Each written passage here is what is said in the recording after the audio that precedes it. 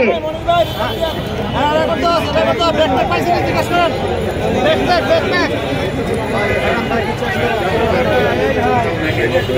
একটা ব্যানার ধরতেও 6টা মানুষের প্রয়োজন হয়।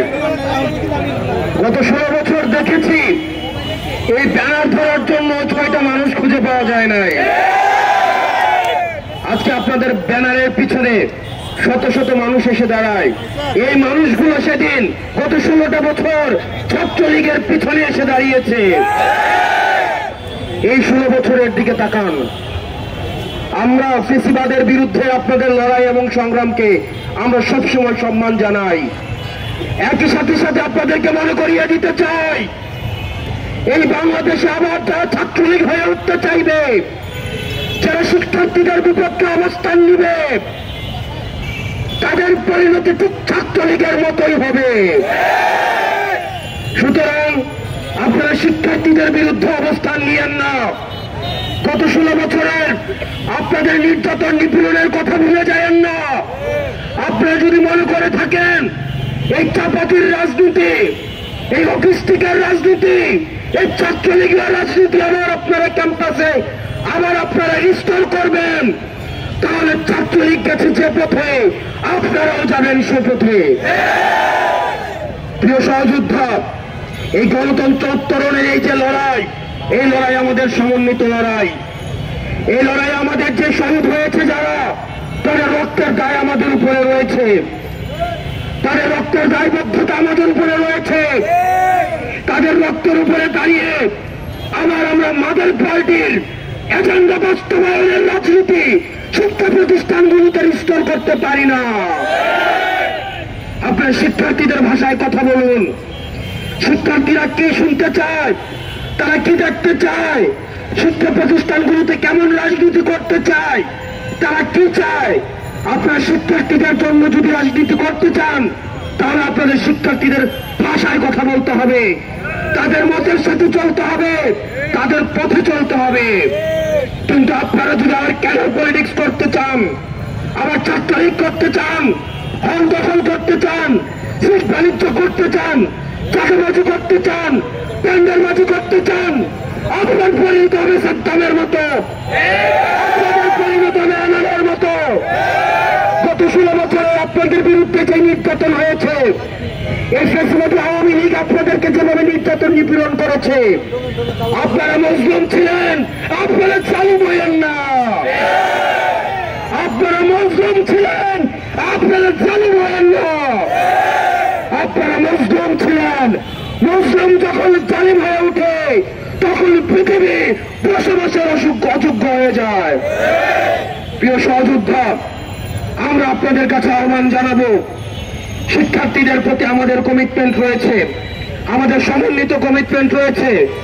আমরা শিক্ষার্থীদেরকে, আমরা গত 16 বছর ধরে যে ক্যাম্পাসের জন্য আমরা লড়াই করেছি, ছাত্রলীগের বিরুদ্ধে যেভাবে আমরা লড়াই করেছি, আমরা চাই না শিক্ষার্থীদের আবার বাক স্বাধীনতা হরণ করা হোক। ফেসবুকে তারা একটা কমেন্ট করলে আবার হেলমেট বাহিনী এসে ঝাঁপিয়ে পড়ুক। মতামত প্রকাশের স্বাধীনতা অব্যাহত থাকুক, মত প্রকাশের স্বাধীনতা অব্যাহত থাকুক, ক্ষমতাকে প্রশ্ন করা অব্যাহত থাকুক। এই যে অবাধ স্বাধীনতা আমরা ভোগ করছি, এই পর্যন্ত কেউ বলতে পারবে না এই সরকারের সমালোচনা, এই সরকারের কাছাকাছি যারা আছে তাদের সমালোচনা, উপদেষ্টাদের যে সমালোচনা, এই সমালোচনা প্রকাশ ভবিষ্যতে যারা শাসনে আসবেন তাদের সবার জন্য উদাহরণ হয়ে থাকবে। আমরা আমাদের এই শিক্ষাঙ্গনে, আমাদের শিক্ষা প্রতিষ্ঠানে অবারিত এই মুক্ত চিন্তা এবং মনস্তাত্ত্বিক সমৃদ্ধির যেই আমরা রাস্তা সুপ্রশস্ত করেছি, আমরা চাই না নামে বেনামে কোন ধরনের ছাত্র সংগঠন শিক্ষার্থীদের আবার টুপি চেপে ধরুক। হলগুলি হবে শিক্ষা প্রতিষ্ঠান এবং হলগুলি হবে শিক্ষার্থীদের অবারিত বিচরণের ক্ষেত্র। শিক্ষার্থীদেরকে বাধ্য করা হবে, শিক্ষার্থীদেরকে জোর করা হবে, গ্যাসরুম গণরুম এই টেন্ডারবাজি চাঁদাবাজি আবার রিস্টোর করা হবে। এই স্বপ্ন আর বাংলাদেশে কোনোদিন বাস্তবায়িত হবে না। প্রিয় সহযোদ্ধা, ভুলে গেলে চলবে না, ছাত্রলীগ কোন একটা নির্দিষ্ট দল না, আওয়ামী লীগ কোন নির্দিষ্ট একটা দল না, এটা একটা আদর্শ। যে কেউ ছাত্রলীগ হতে পারে, যে কেউ যুবলীগ হতে পারে, যে কেউ আওয়ামী লীগ হতে পারে। আওয়ামী লীগের বিরুদ্ধে আমাদের লড়াই, ছাত্রলীগের বিরুদ্ধে লড়াই, যুবলীগের বিরুদ্ধে লড়াই, নির্যাতন নিপীড়নের বিরুদ্ধে লড়াই এবং ফ্যাসিবাদের বিরুদ্ধে লড়াই। এগুলো একটা বিপ্লবের জন্ম থেকে মৃত্যু এই মাঝামাঝি সময় অব্যাহত থাকবে। আমাদের লড়াই শেষ হয়ে যায় নাই। যারা একবার লড়াইয়ে নেমেছে, লড়াই হচ্ছে মৃত্যু এবং জীবিত থাকার মধ্যবর্তী এই পুরোটা সময়। আমরা যে স্বাধীনতা অর্জন করেছি, আমাদের এই স্বাধীনতা আমাদেরকে রক্ষা করতে হবে। প্রিয় সহযোদ্ধা, আমাদেরকে সবসময় সচেতন থাকতে হবে। আমরা বারবার করে বলতে চাই, কোন শিক্ষা প্রতিষ্ঠান আর সন্ত্রাসের ঠিকানা হবে না। এবং কুয়েতে যে আমাদের নারকীয় ছাত্রলীগ স্টাইলে যে ধরনের নির্যাতন রয়েছে, আমরা আপনাদেরকে সতর্ক করতে চাই। আপনারা যদি মনে করে থাকেন কুয়েতে আপনারা আপনাদের পাড়ার পলিটিক্সের আপনারা এখানে মহড়া দিয়েছেন, থেকে তেতুলিয়া এই 56,000 বর্গ মাইলে আর পাড়ার পলিটিক্সের কোনো ঠিকানা হবে না।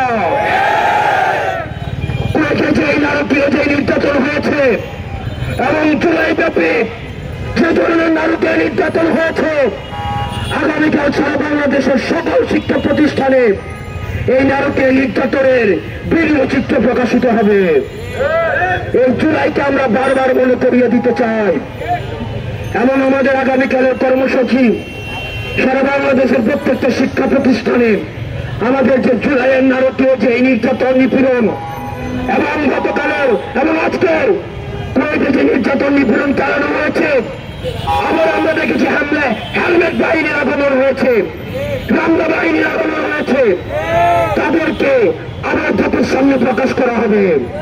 তাদের প্রত্যেকটি শিক্ষা প্রতিষ্ঠানে এবং আমাদের টিএসসিতে ভিডিও প্রদর্শন করা হবে এবং আপনারা আপনাদের জায়গা থেকে আপনাদের এই সত্যের পক্ষে, ন্যায়ের পক্ষে, এই জুলুমের বিরুদ্ধে আপনার অবস্থান অব্যাহত থাকুক।